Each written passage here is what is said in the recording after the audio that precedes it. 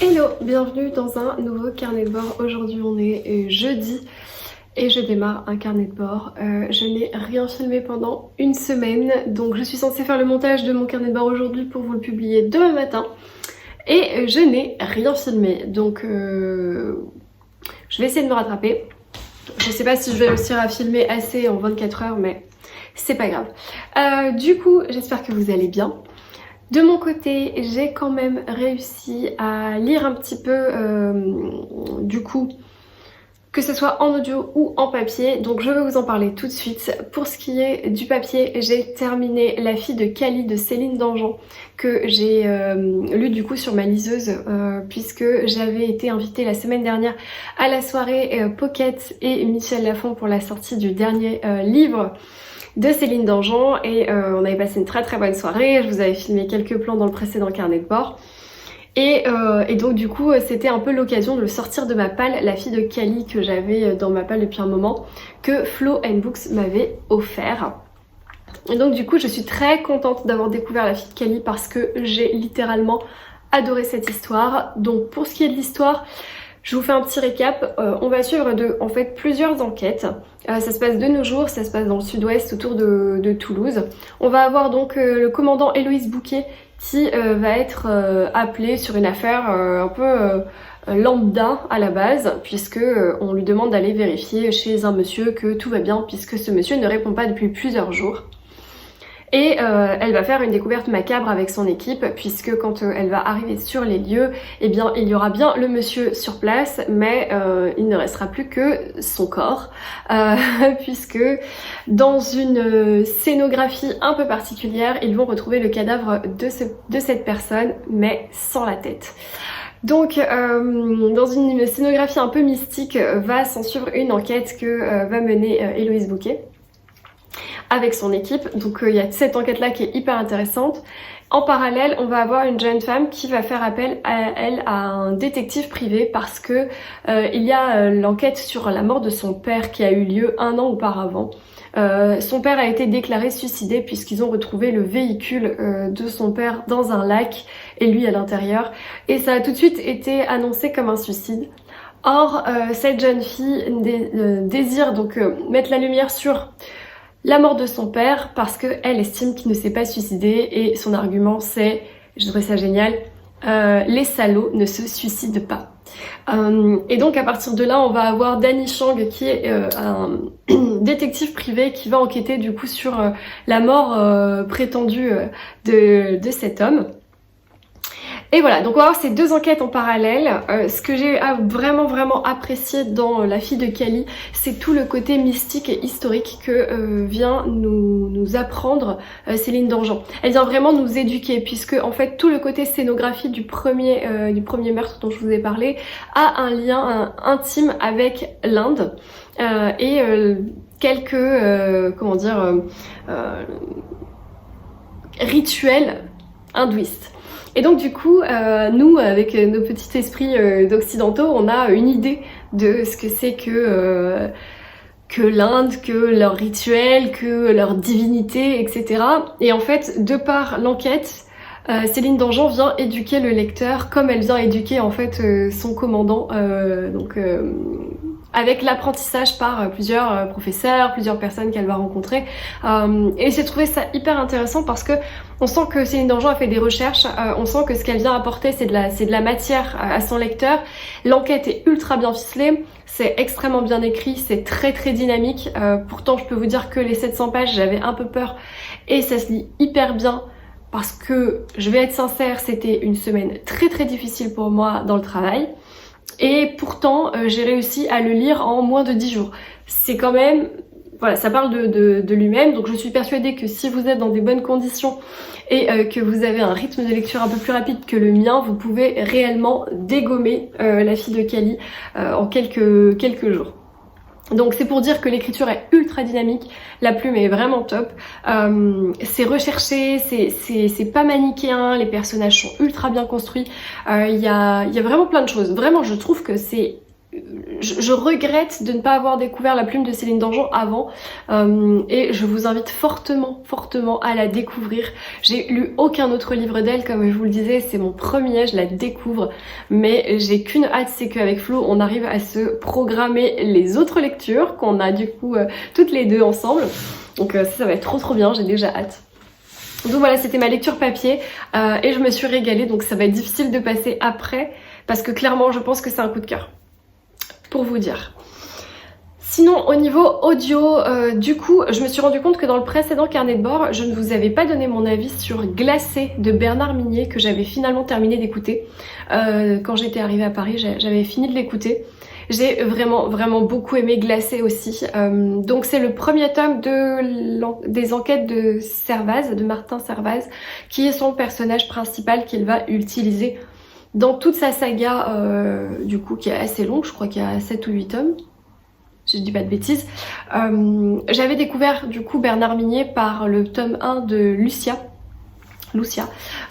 donc avec Guerrero, j'ai plus son prénom, mais c'était une autre inspectrice, c'était en Espagne, etc. Enfin côté Espagne-Pyrénées. Et donc du coup j'avais beaucoup aimé. Et tout le monde m'avait conseillé de lire la saga de Servaz, c'est la saga de Bernard Minier. Je vous apprends sûrement rien, mais moi je l'ai découvert en fait il y a pas si longtemps. Et donc du coup, à Iris Noir on avait pris le tome 1 avec Flo qui est donc Glacé. On s'était fait dédicacer. Et franchement, trop bonne surprise. Je me suis régalée. Donc là, on va avoir un côté un peu mystique. On est dans les montagnes. Il va y avoir Servaz qu'on va appeler sur une enquête de mise en scène d'un mort, mais sauf que ce cadavre n'est autre qu'un cheval. Donc au début il sait pas trop pourquoi on l'appelle, pourquoi il est dépêché sur cette enquête là, mais en fait ce cheval appartient à un notable vraiment de la région et il faut absolument que l'enquête soit prise au sérieux.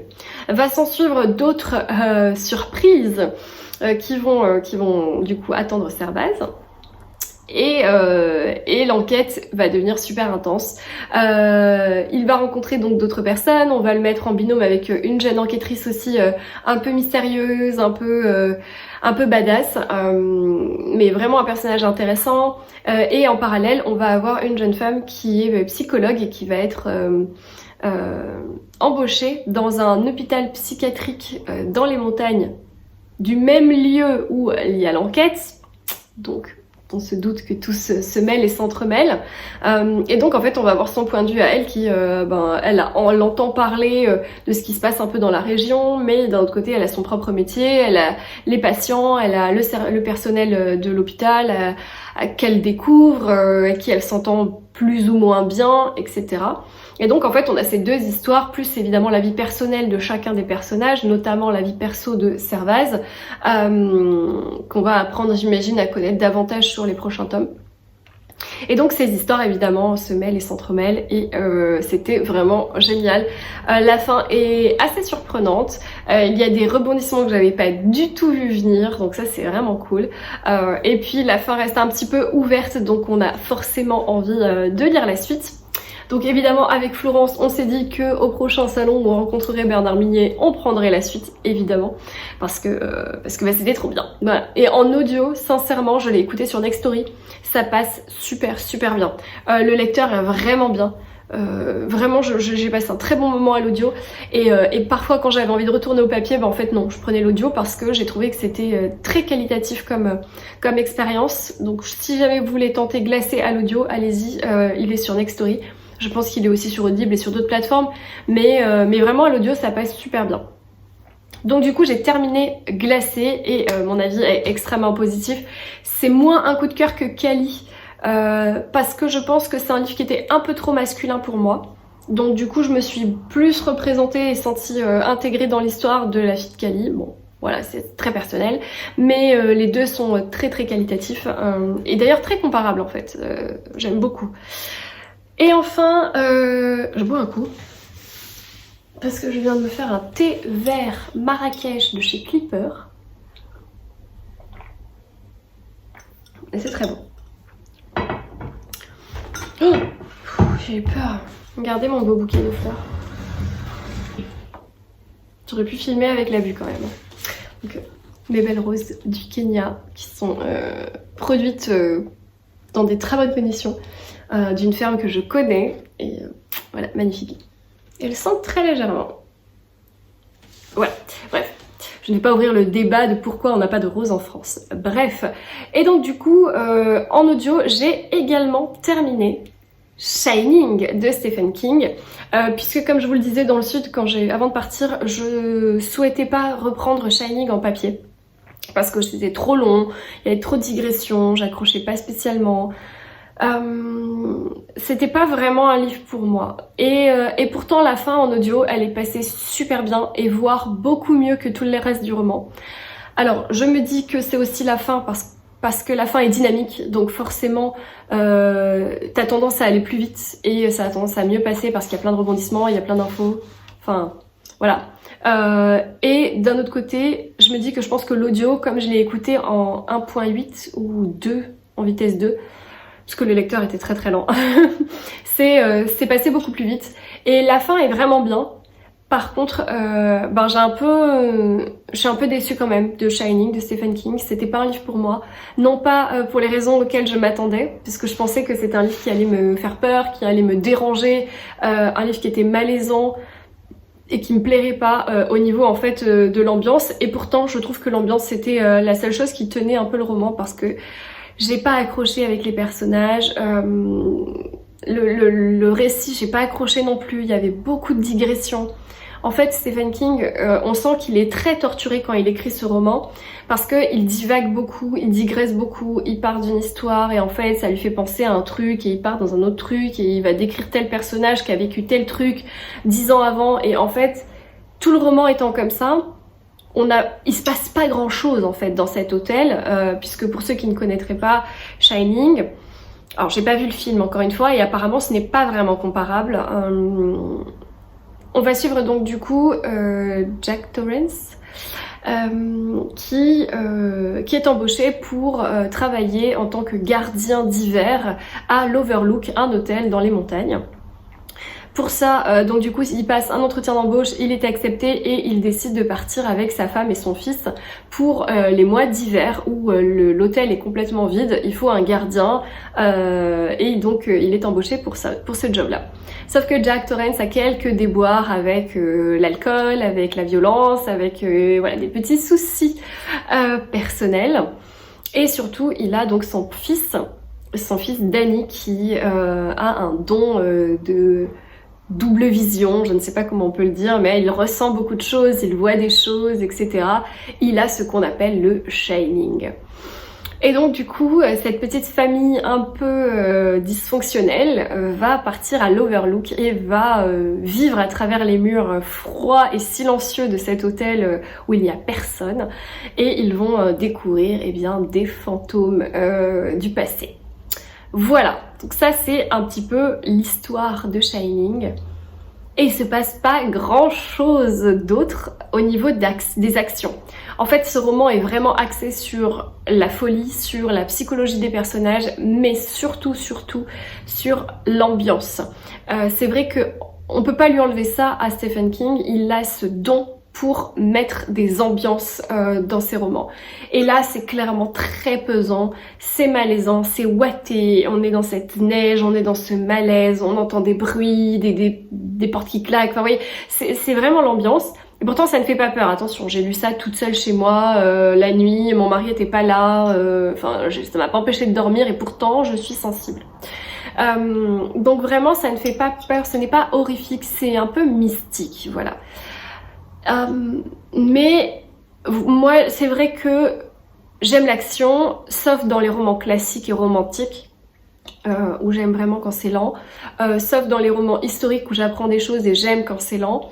Mais là pour le coup j'aurais aimé que ça aille un peu plus vite, j'aurais aimé qu'il y ait un peu plus d'action, enfin l'un ou l'autre en fait, soit que ça aille plus vite et que du coup on ne soit pas lassé du récit, soit qu'on puisse avoir plus d'action, voilà. Donc pour le coup c'est un peu une déception pour Shining, il arrive tout en bas de ma liste des lectures de Stephen King. Mon préféré reste encore indétrônable, La Ligne Verte. Mais voilà, mais je ne vais pas m'arrêter là puisque je compte bien lire la saga de Mister Mercedes et Florence m'a dit qu'il ne fallait pas que je passe à côté de Misery et comme ça fait longtemps que j'entends parler aussi, c'est un Stephen King que je lirai pour sûr dans les mois ou années à venir. Voilà, mais je prends quand même vos idées ou vos recommandations sur Stephen King. Je n'ai pas lu son dernier qui était sur les contes de fées parce que clairement c'est pas un sujet qui me parle donc ça m'intéresse pas du tout. Il y en a un nouveau qui sort bientôt je crois chez Albin Michel ou qui est sorti ou qui va sortir mais souvent c'est vers mars donc je pense que c'est pas encore sorti. Pour l'instant je l'ai pas demandé, je ne sais pas si ça m'intéresse ou pas, je me suis pas du tout penchée sur le sujet donc voilà, on verra, mais si jamais vous avez des recommandations et que vous connaissez un petit peu mon style de lecture, n'hésitez pas à me proposer des idées. Voilà, le bruit de la chaudière. Voilà, alors du coup pour mon séjour parisien s'arrête ici puisque je prends l'avion dans 2 heures, 3 heures. Donc là ce que je vais faire c'est que c'est bientôt la pause déj. Je vais finir de ranger un petit peu l'appartement et mes affaires et ensuite quand mon mari arrive, eh bien on partira à l'aéroport. Je rentre dans le sud pour 1 mois à peu près. Voilà, je vais emporter avec moi mon beau bouquet de roses. Je pense que vous le voyez, je vous le montrerai après. Vous ne le voyez pas en entier, mais énorme. Voilà, bon, j'espère que vous avez passé une bonne Saint-Valentin, vous aussi. Moi j'ai passé une très bonne soirée. Et j'ai hâte de retrouver mes petits chats parce que bon ça fait quand même 10 jours que je les ai laissés. Donc ils sont entre de bonnes mains, il y a mes voisins, il y a mon papa, il y a mon beau-frère, voilà, ils ne sont pas tout seuls. Mais j'ai quand même très hâte de retrouver mes petits chats. Demain c'est une journée assez intense pour moi au niveau du travail et pour le coup j'ai trop hâte d'être samedi parce que samedi c'est club lecture donc je retrouve mes papoteuses. Bref, je vous laisse ici, j'ai pas encore commencé d'autres lectures, j'ai ma liseuse avec moi mais j'ai encore rien commencé. Là on est un peu focus business aussi donc il y a moyen que je m'achète un magazine à l'aéroport, quelque chose comme ça donc je préfère pas vous présenter de lecture pour le moment. Mais je vous retrouve plus tard. Je vais essayer de filmer un peu au maximum aujourd'hui pour vous donner du contenu pour demain. Hello, je suis de retour, on est toujours jeudi, je suis enfin de retour chez moi comme vous pouvez le constater. Je suis désolée, je viens d'enclencher une machine à laver, donc vous aurez le bruit de machine à l'arrière, j'en suis navrée mais sinon vous n'aurez pas de carnet de bord demain parce que je n'aurai pas filmé. Je viens de rentrer, je viens de faire du ménage, voilà j'ai lancé une première machine. C'était le bazar ici puisque quand je n'étais pas là, eh bien quelqu'un d'autre était chez moi et on n'a pas la même notion du rangement. Bref, du coup, ce que je vais faire, c'est que je vais faire un unboxing avec vous parce que durant mon absence, j'ai reçu pas mal de choses. Donc, je fais un unboxing avec vous maintenant. Comme ça, après, je fais le montage ce soir. Enfin, il est déjà 19h20. Oui, Oscar ? Viens. Et je fais le montage après et comme ça, vous l'aurez demain. Déjà, pour commencer, dans l'avion, j'ai démarré un nouveau livre que je lis avec Flo sur liseuse. Il s'agit de Miséricorde de Jessie Alder Olsen. Là, j'ai lu 14%. C'est le tome 1 d'une saga scandinave policière et du coup, pour l'instant, j'aime bien. J'ai lu que 15%, donc je vous en reparlerai dans le prochain carnet de bord puisque pour l'instant, j'ai pas assez avancé pour me faire une idée. Mais je le lis en lecture commune avec Flo & Books. Voilà, alors, c'est parti pour un unboxing. J'ai reçu un paquet qui me vient du Cherche Midi. Donc, au vu du format, il semblerait que ce soit un Cozy Mystery et probablement le Cozy sur le lait de coco que j'ai trop hâte de démarrer. Ah non, j'ai une piste. Oh, je suis à la bourre et j'ai pas lu le précédent. Oh, je vais peut-être lire ça cette semaine. Enfin, la semaine prochaine. Tadam! Meurtre et choux à la crème. Il est trop beau. La couverture, elle nous avait été dévoilée pendant le Cozy Mystery Day Cherche Midi, donc le Cozy by Cherche Midi. En octobre, on avait eu un énorme cake, enfin gâteau designé avec la couverture de Meurtre et choux à la crème. Et il était trop beau, donc j'ai trop hâte Trop hâte de me remettre dans les enquêtes d'Anna Svensson. Je n'ai pas lu Meurtre et Carrot Cake, donc c'est le tome 9. Là, ça c'est le tome 10. Donc il faut absolument que je me rattrape, bien sûr. Donc celui-ci, il va sortir, peut-être qu'il est sorti. Eh bien, il sort aujourd'hui, le 15 février. J'ai dû sûrement l'avoir dans ma boîte aux lettres un petit peu à l'avance, mais n'étant pas là, je ne pouvais pas vous le montrer. Mais il est trop beau. Évidemment, je ne vous spoile pas, je ne vous dis rien. Il s'agit des enquêtes d'Anna Svensson, notre cuisinière pâtissière préférée d'Eden Lake et de sa sœur Andrea et de sa comparse Lisa et de tout le beau monde, Norman et Mike qui sont toujours à Eden Lake. Voilà, et si vous ne connaissez pas cette saga, je vous encourage à la découvrir. Le tome 1 s'appelle Meurtre et pépites de chocolat. Ensuite, trop contente. Ensuite, j'ai reçu un paquet qui me vient de Pocket. On va reprendre celui-là parce que c'est également le cherche-midi. Donc il y a de fortes chances que ce soit pour le coup son cosy philippin. Et là pour le coup c'est le cosy philippin. Alors, on va prendre le petit papier. Tac. L'art meurtrier du lait de coco. Donc je suis trop contente parce que c'est une nouvelle saga Cozy Mystery qui sort chez Le Cherche-Midi et c'est une saga qui se passe aux Philippines. Donc le truc trop improbable. Alors après le thème est encore culinaire donc c'est pas grave, moi j'adore. Je suis trop contente. On en avait parlé en fait pendant le Cozy Mystery Day de Cherche-Midi en octobre puisque on avait eu en avant-première les premiers chapitres. Et donc le tome 1 s'appelle La cuisine mortelle de Tita Rossi. Et il a eu le prix Agatha du meilleur premier roman. Je vous ai pas dit l'autrice, c'est Mia P. Manansala. Alors c'est le premier opus d'une nouvelle série de Cozy Crime avec de délicieuses recettes. Ah oui, parce qu'il y a des recettes dedans. Dont l'une est peut-être mortelle. Donc je ne vous invite pas à les reproduire à la maison. Ça doit être un peu comme... Ah non, il n'y a pas de recette au milieu. Bon, c'est pas tout à fait comme Anna Svensson.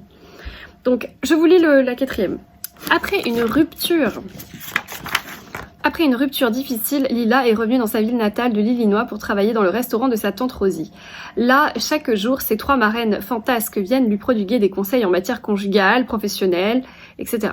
Impossible d'échapper à cette tradition, surtout quand la famille vient des Philippines. Heureusement, Lila à la cuisine de Tita Rossi qui, si elle n'est pas très instagrammable, est très réconfortante. Et elle a près d'elle Nissa, son chien, Adina, sa meilleure amie, ainsi que son ex, Derek, qui s'est improvisé critique gastronomique. Lorsque celui-ci meurt soudainement, dans le restaurant après avoir mangé un dessert au lait de coco, les soupçons se portent sur Lila et sur les siens. Pour se disculper, la jeune femme n'a alors d'autre choix que d'élucider cette étrange affaire qui met la petite ville en émoi. Trop bien. Ce qui est trop bien, c'est que Mia M. Manansala vit à Chicago avec ses chiens, Gumo et Max Power. Elle aime plus que tout la pâtisserie et les cozy crime. Je trouve ça génial. Ça a l'air trop bien. Trop bien. Donc du coup, c'est encore une série philippino-américaine sur la gastronomie. Mais c'est trop bien. C'est cool, ça change. En tout cas, c'est pas de la pâtisserie, donc ça change. Ça va pas ressembler à Anna Svensson, ça va pas ressembler à Thé meurtrier d'Oxford, qui se ressemblent déjà beaucoup. Donc, je suis trop contente. Merci beaucoup à Benoît et au Cherche-Midi. Et il paraît également le 15 février. Donc, ces deux-là sortent aujourd'hui. Si vous êtes aussi fan que moi des sagas Cozy Mystery, je vous invite à vous rendre très vite en librairie. Voilà. Ensuite, donc je disais que j'avais reçu, je suis désolée, je suis un peu crevée, un paquet de chez Pocket.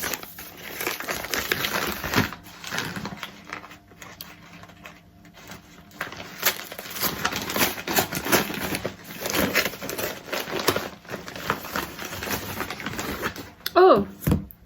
Alors, il s'agit du roman assez cool, parce que celui-là je l'attendais, de Maxime Chatham. La constance du prédateur. Oh là, coiffé n'importe comment. La constance du prédateur. J'ai un truc dans l'œil également. Un thriller aussi puissant que glaçant. Donc je vous montre. Maxime Chatham, c'est un auteur qui m'attire à double vitesse. C'est-à-dire qu'il m'attire comme il me fait peur en même temps. C'est un peu mon king. J'avais lu en fait un livre quand j'étais jeune et j'avais été traumatisée, je l'avais même pas fini. Et de Maxime Chatham, je sais plus ce que c'était. Je crois que c'était sur la trilogie de Gaïa. Et je pense que j'étais trop jeune pour lire ce type de livre et ça m'avait vraiment fait peur et ralenti. Et en fait, je suis désolée, j'ai un truc dans l'œil. Et en fait, j'en ai lu qu'un autre depuis que je suis adulte. C'était Insectes. Et j'avais beaucoup aimé. Enfin, c'était flippant, mais j'avais beaucoup aimé. Donc du coup, La Constance du Prédateur, est-ce que c'est une saga? Ah oui, alors également chez Pocket dans la série de Ludivine Vanker. La Conjuration primitive, La Patience du diable et L'Appel du néant. Donc j'imagine que c'est Ludivine Vanker, c'est probablement une enquêtrice, voilà, c'est ça. Alors, ils l'ont surnommé Charon, le passeur des morts. De son mode opératoire, on ignore tout, sauf de sa signature singulière, une tête d'oiseau. On n'a jamais été identifié, jamais été arrêté, malgré le nombre considérable de victimes qu'il a laissées derrière lui. Jusqu'à ce que ses crimes ressurgissent du passé, dans les profondeurs d'une mine abandonnée. Sur ses traces, Ludivine Vanker, maintenant profileuse... Ah mince, bah du coup ça vous spoil. Maintenant profileuse au sein du célèbre département des sciences du comportement, devra sonder les gouffres de cette âme damnée au risque de s'y perdre elle-même. Bon bah elle est passée profileuse, hein. On le saura. Et en tout cas, du coup, alors je pense que ça se lit complètement séparément, hein, c'est pas très grave. Il est déjà sorti puisqu'il est sorti le 1er février. Et voilà, et il est chez Pocket. Et la couverture est classe. Enfin que ça fait un peu peur quand même, hein, cette histoire. Sachant que les oiseaux, c'est vraiment l'animal qui me fait le plus peur. Je déteste les oiseaux. Les oiseaux et les singes, j'ai horreur de ça. C'est très joli dans le ciel, mais très loin de moi surtout. Ça me... Ah, horrible. Bon, voilà, merci beaucoup à Pocket. Du coup, il me reste 2 paquets. Un, c'est un paquet du diable. Un livre que j'avais commandé parce qu'il est pas en librairie et que j'avoue que c'est la facilité parce que j'étais ni dans le sud ni à Paris. Enfin, ni assez longtemps à Paris pour le commander. Je vous en avais parlé, c'est le Anne Granger qu'on doit lire avec Flow & Books. Du coup, c'est le tome 6. 1, 2, 3, 4, 5, 6. Voilà, tome 6. Le brouillard tombe sur Deptford de Anne Granger dans la saga de Lizzie Martin qu'on lit avec Flow & Books depuis plusieurs années maintenant. Et j'avais déjà le tome 7 et 8. J'ai déjà les 2 tomes suivants que j'avais reçus de la part de 10-18, mais pas celui-là. Voilà. Tome 7, L'orpheline de Salisbury, je l'ai. Et L'héritage de Sir Henry, je crois que je l'ai aussi. Voilà, donc ça c'est parce qu'on a prévu une lecture commune avec Flo pour Mars au féminin, il me semble. Si je dis pas de bêtises. Puisque c'est écrit par une femme et c'est un personnage féminin qui est l'héroïne du roman. Donc il me semble que c'est pour Mars au féminin, mais Florence doit mieux savoir que moi. Donc voilà, donc ça, merci à moi-même et à ma carte bleue d'avoir commandé ce Anne Granger. Et enfin, j'ai un dernier paquet, et pas des moindres. Il s'agit de Scotty Peter Fiona. Du coup, je sais pas si vous avez vu passer sur les réseaux sociaux, mais il y a une nouvelle maison d'édition Cozy Mystery Scottish qui est apparue de nulle part, que j'ai absolument pas vu venir. Et en fait, c'est l'autrice de ce roman qui est dans ce paquet, de ce Cozy Mystery en fait, qui a créé du coup cette maison d'édition.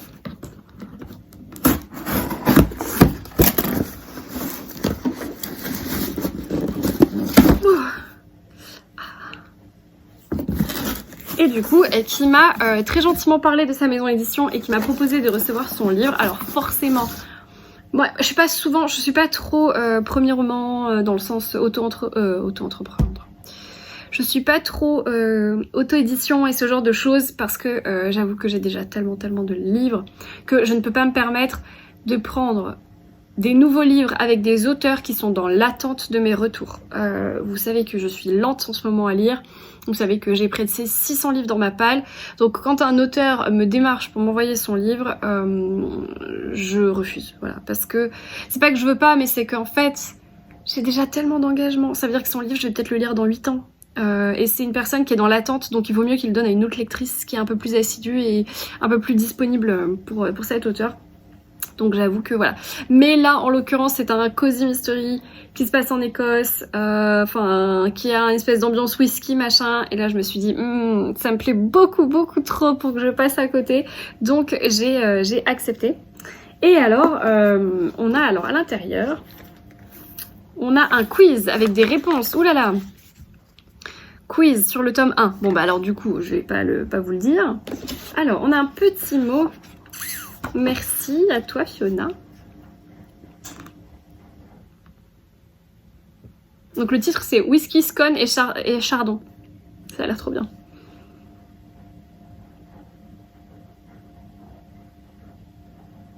J'adore parce qu'elle me dit installe-toi confortablement avec un plaid, une tasse de thé ou un verre de whisky, mais je suis plus tasse de thé.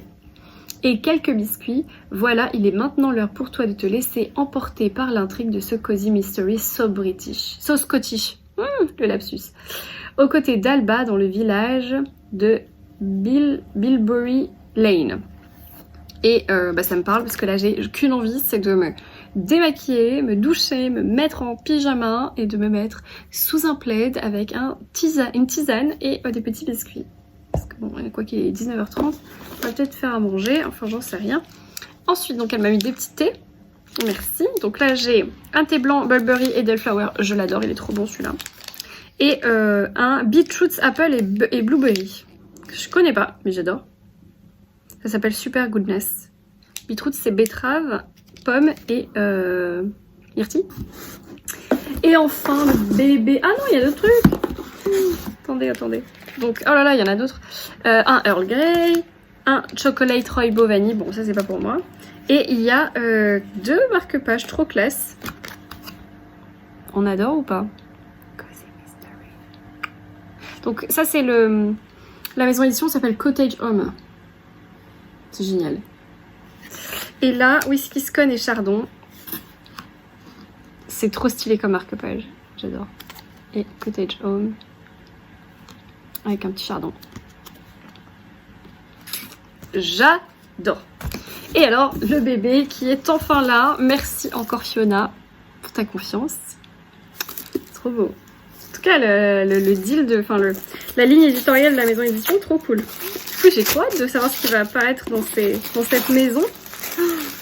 Il est beau. Il est trop beau. Whisky, Scone et Chardon.